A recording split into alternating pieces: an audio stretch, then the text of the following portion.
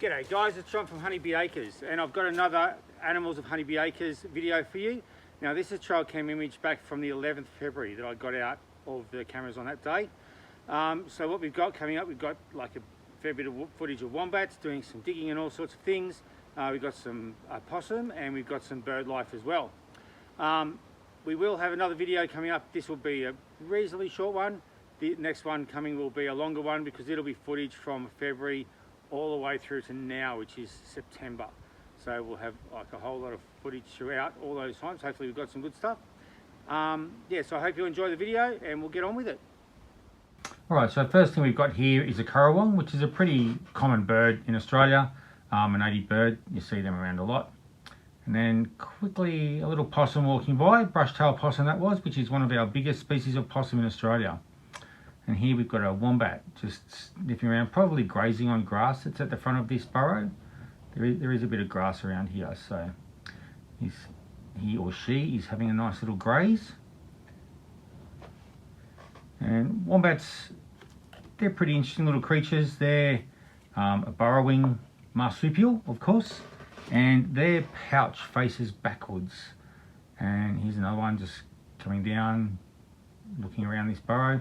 Yeah, their pouch faces backwards, and that's so that when the mother wombat's digging, she's not throwing a whole lot of dirt down the pouch for the baby wombat to have to deal with. So that's a good adaptation to keep their little babies from being buried inside the pouch. You can see this one is coming down inside the burrow here. A bit hard to tell if this one's a male or female. The pouch isn't very obvious unless you've got a reasonable sized baby in there.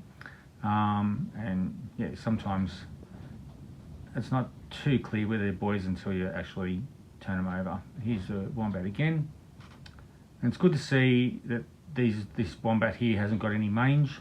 Mange is a mite, a parasitic mite infection that they can get, and it actually is pretty tough on the wombats. It doesn't kill them itself, but it can lead to a lot of infections that does lead to their death, and they're not very well when they've got it. So this one here, just having a little scratch.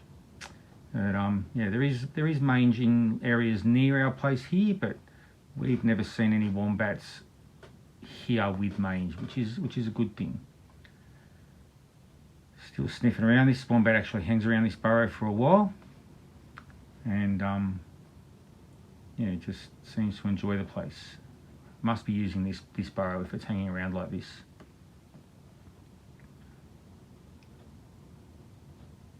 Alright, so just stopping this video a little bit here, just want to let you know a few things that we're doing, or give a bit of a teaser about stuff that we've got coming up.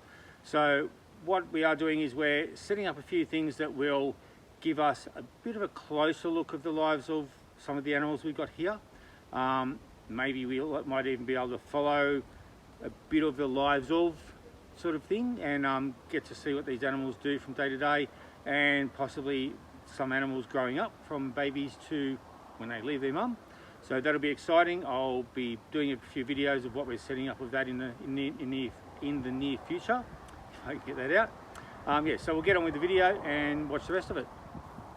All right, so we're back at this burrow, and this wombat here, you'll see in a second, it looks like it's got a bit of a wound on the side. So I'm not sure if it's the same wombat we saw before. It doesn't really look, well, it looks different because the other wombat didn't seem to have a wound on the side that we could see, but this one does. So it's yeah, a bit of an unfortunate thing for this wombat. It's obviously hurt itself somewhere, and just having a sniff around.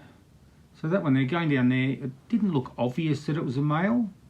So maybe it's a female, but it's not unusual for them not to have young with them, but they do have their joeys with them for about 18 months to 2 years. So once they've got a young one with them, it can be in the pouch for a fair while, and they are only very small. And here we've got a wombat digging. So this is the same burrow again, and we get a look at this wombat, I think, in the next little bit when it comes back, and we do see that wound on the side. It's pretty bad wound. I think maybe it could have got hit by a car, or perhaps it was it's been bitten by a dog or a fox or something like that, or maybe even another wombat. So, but it seems to be all right. The wound doesn't seem to be horribly infected or anything like that, and seems to be healing all right.